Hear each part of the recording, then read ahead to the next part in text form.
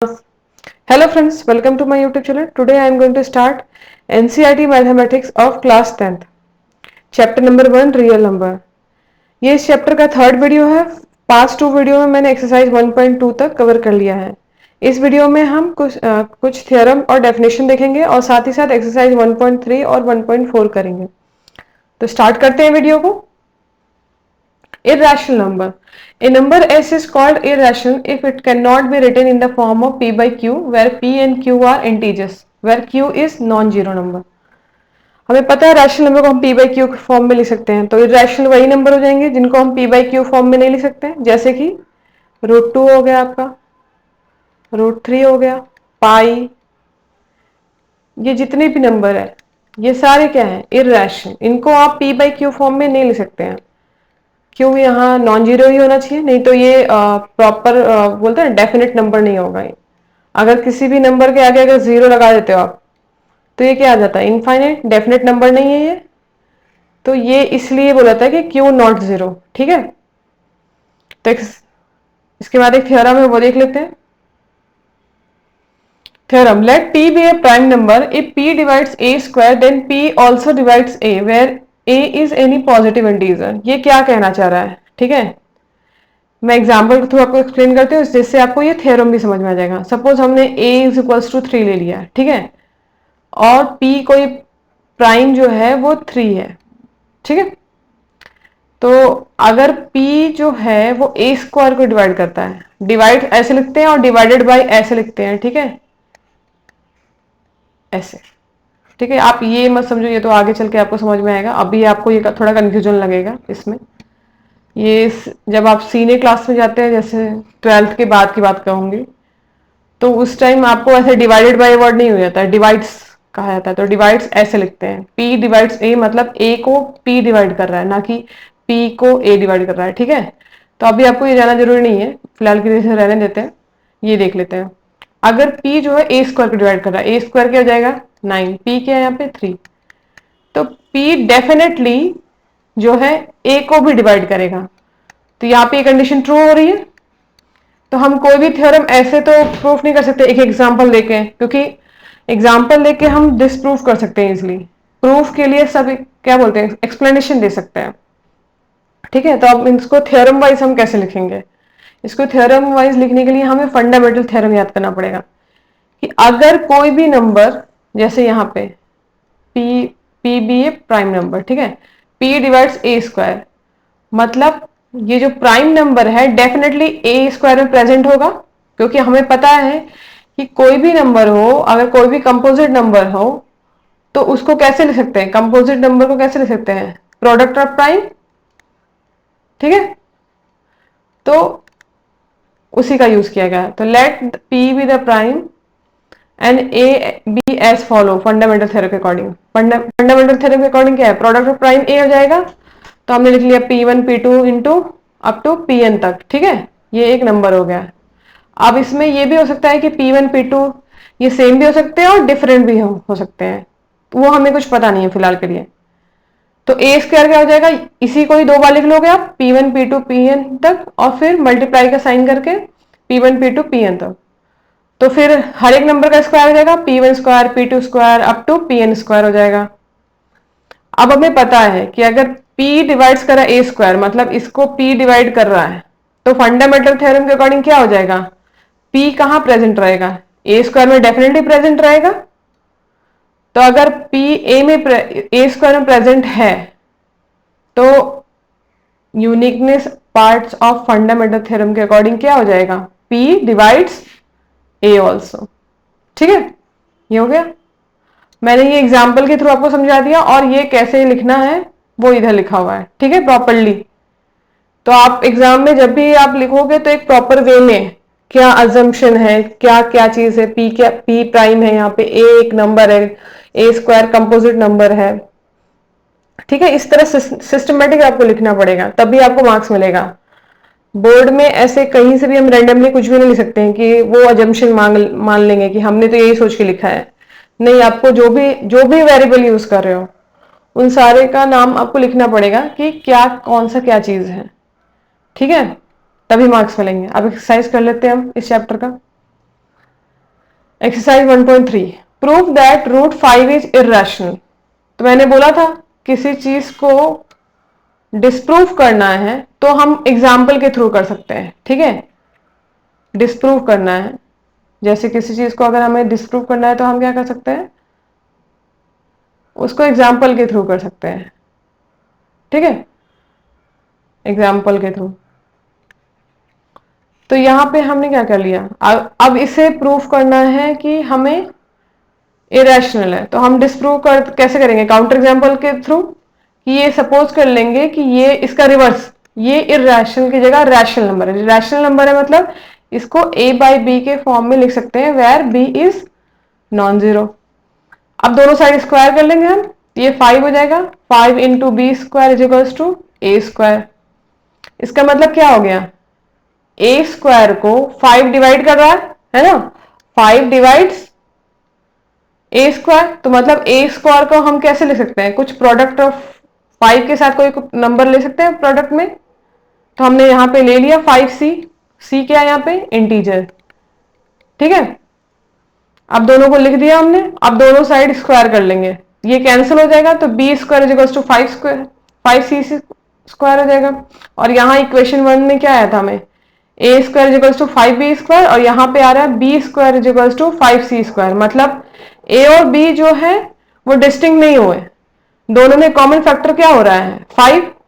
तो ये तो हमारे एजम्पशन के अकॉर्डिंग रॉन्ग है, क्योंकि हमने ए और बी कैसे लिखा है, को प्राइम नंबर लिया है, ठीक है, where B is non zero, और ए और बी में कोई चीज कॉमन नहीं है, ठीक है। तो स्टार्टिंग में जो हमने एजम्पशन लिया था वो क्या हो जाएगा, वो रॉन्ग। तो रूट 5 क्या हो जाएगा, इरेशनल नंबर।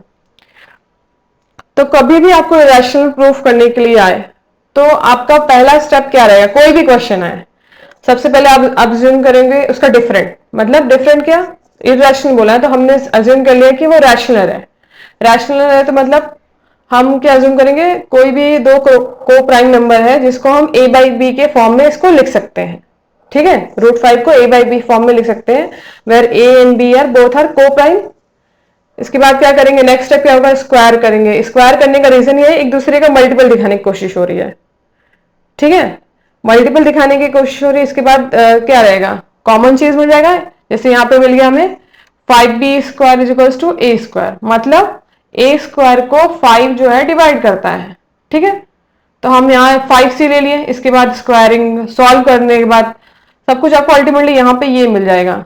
अब ये देखिए, ये और ये दोनों में सिमिलरिटी है, इक्वेशन 1 और ये में दोनों में 5 कॉमन आ रहा है, तो ये हमारा जंक्शन रॉन्ग हो गया यहाँ पे। तो हर एक क्वेश्चन में आपको इसी तरह स्टेप्स लेने हैं, कुछ डिफरेंट नहीं करना है। अगर इनके साथ प्लस साइन के साथ कोई नंबर आ गया, या माइनस साइन के साथ कोई नंबर आ गया, या मल्टीप्लीकेशन के साथ नंबर आ गया, तो आप पहले जो रूट में है उसको आप इरेशनल प्रूफ करोगे। इसके बाद जो भी एक है क्या बोलते हैं, एग्जाम बोल दो आप, या एक प्रूवन स्टेटमेंट हो गया, तो उसमें ये कह सकते हो आप कि इसके साथ मल्टीप्लाई करेंगे तब भी एक रैशनल नंबर ही आएगा। लेमा पढ़ा था ना, लेमा ऑलरेडी प्रूवन स्टेटमेंट, तो उसी तरह, ठीक है। नेक्स्ट क्वेश्चन देख लेते हैं इसमें, prove that 3 plus 2 root 5 is irrational number. Last question में हमने प्रूव किया रूट 5 जो है इरेशनल है, रैशनल है, तो अब इसको हम कैसे प्रूव करेंगे, इसको पहले सॉल्व कर लेते हैं, एक साइड शिफ्ट कर लेते हैं, ठीक है। सपोज हमने इसको क्या कर लिया, रैशनल नंबर मान लिया, तो ये रैशनल है मतलब इसको a बाई बी के फॉर्म में लिख सकते हैं where b is non zero, और a और b क्या है, इनके कोई कॉमन फैक्टर नहीं है, ठीक है। इसका हाईएस्ट कॉमन फैक्टर क्या है, 1, ठीक है। तो एक सेकेंड, हाईएस्ट कॉमन क्या फैक्टर है यहाँ पे, ठीक है। तो हमने लिख लिया यहाँ पे a बाई बी के फॉर्म में, 3 इधर शिफ्ट कर दिया, 3 इधर शिफ्ट करने के बाद क्या होगा,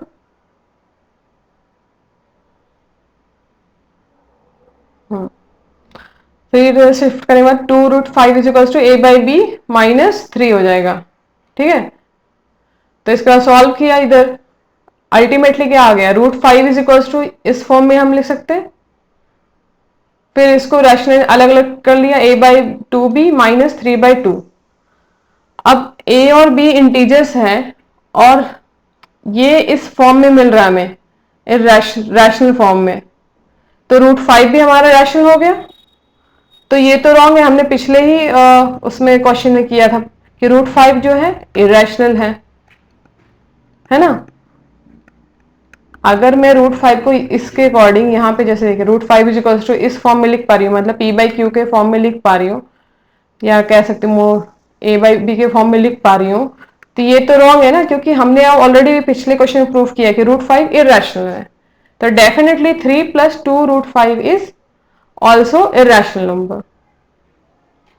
question number 3, prove that the following are irrational. 1/√2 is irrational, ये प्रूफ करना है आपको।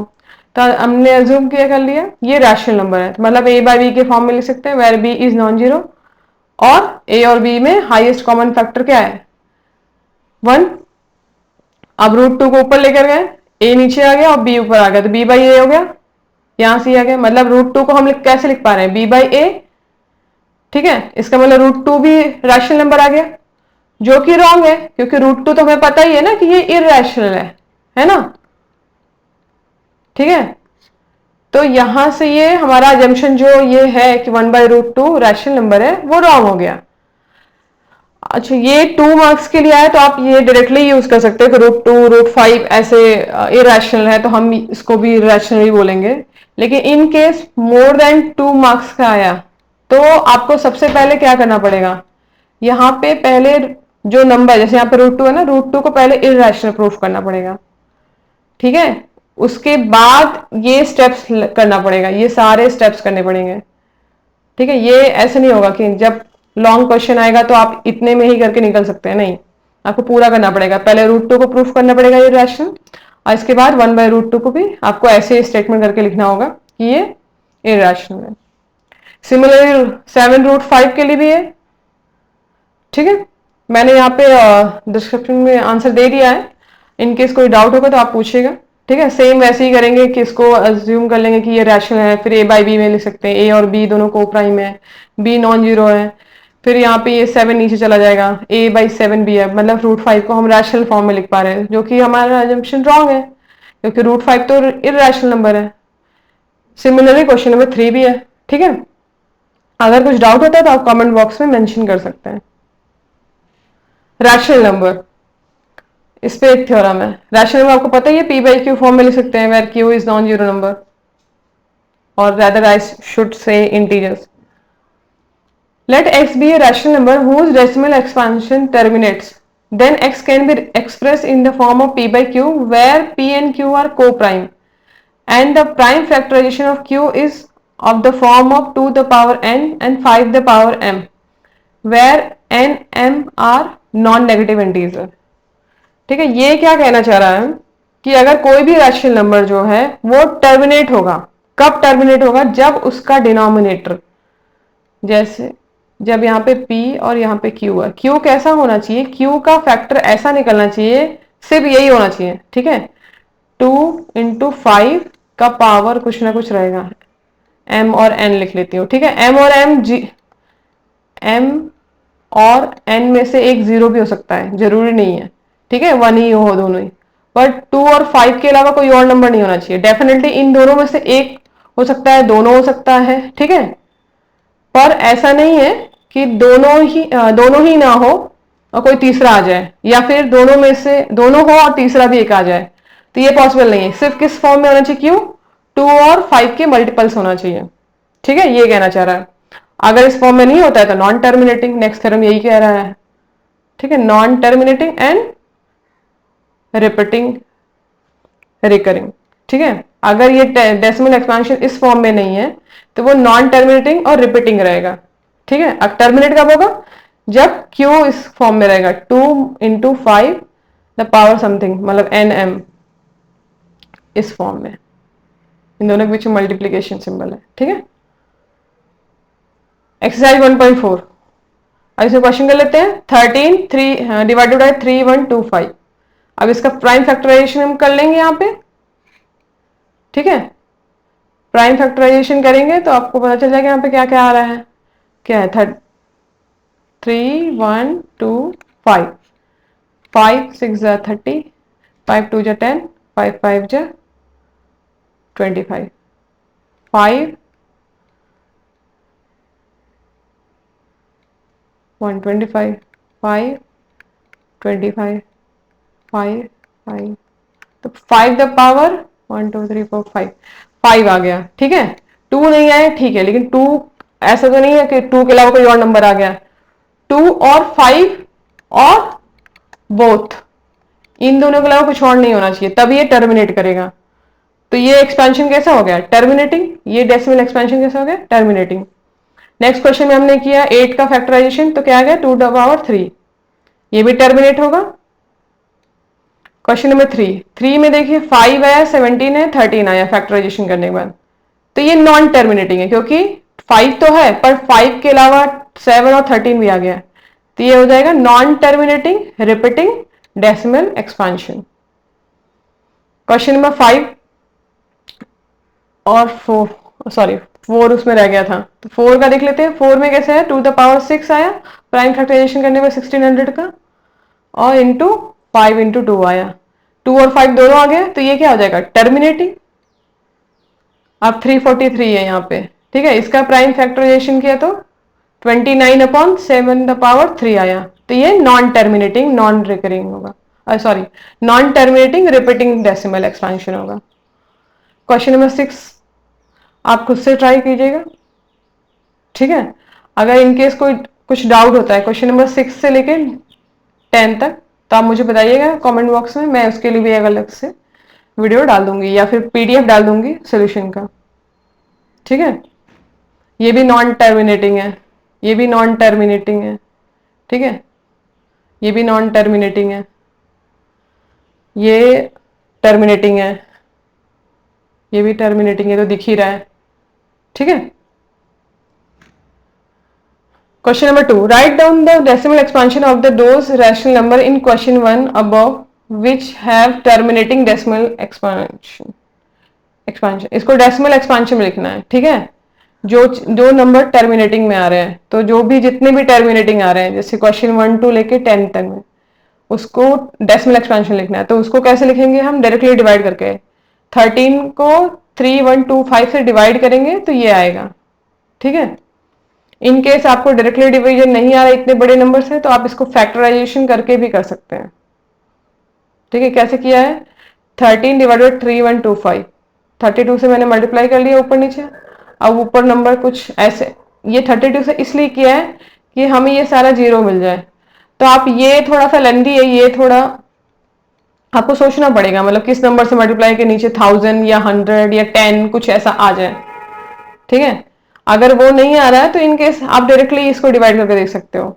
नीचे यहाँ ये लाने का रीजन यही था कि डायरेक्टली हो जाएगा, बस डेसिमल लगा दो आप नीचे 1000, 10 टू लेके 1000, मतलब इससे बड़ा भी नंबर ला सकते हो, जरूरी 1000, मतलब 1 के आगे कितने भी जीरो आपका लाने का ये क्या बोलते हैं, ट्राई होना चाहिए। तो इससे बेटर यही कर लो, आप डायरेक्टली डिवाइड करके डेसिमल लगा लो और फिर इसका डिवाइड कर लो। इसमें ये डिवाइड किया तो ये 2.125 आया, इसमें डिवाइड किया तो ये आया। सिंपल डिवीजन है ये, कुछ इसमें अलग कुछ नहीं किया, बस यही बोला है क्वेश्चन में, जो जो टर्मिनेट हो रहे थे लास्ट क्वेश्चन में वो सभी का डेसिमल एक्सपेंशन लिखो। तो उसमें कैसे लिखेंगे हम? डायरेक्टली डिवाइड करके, वो तो सबको आता है। Question number 3, the following real numbers have decimal expansion as given below. In each case, decide whether they are rational or not. If they are rational of the form of p by q, what can you say about the prime factorization of q? ठीक है, rational है या नहीं है उसको लिख लेते पहले। ये रैशनल नंबर है, ठीक है, ये फिक्स है, इसके आगे बढ़ नहीं रहा है। ठीक है, 2 द पावर 9, 5 द पावर 9 आ गया, तो ये टर्मिनेट होगा। ठीक है, फैक्टराइजेशन कर लिया तो हम पता चल गया, टर्मिनेट होगा। ये कैसा है? 1 2 0 1 2 0, फिर 0 1 2 0, तो ये नॉन टर्मिनेटिंग है, देखने से ही पता चल रहा है नॉन टर्मिनेटिंग। ये क्या है? नॉन टर्मिनेटिंग और रिकरिंग है, नॉन टर्मिनेटिंग रिकरिंग। और सेकंड वाला कैसा था? Non terminating non repeating. तो ये सेकंड वाला रैशनल नहीं है, फर्स्ट वाला तो रैशनल डेफिनेटली है, सेकंड वाला भी, थर्ड वाला भी आपका रैशनल नंबर है। ठीक है, next chapter will be covered in my next video. आपका कोई कमेंट या सजेशन हो तो प्लीज कमेंट बॉक्स में जरूर मेंशन कीजिएगा। अगर आपको वीडियो ये हेल्पफुल लगती है तो please subscribe my channel and press the bell icon for further update. Thank you.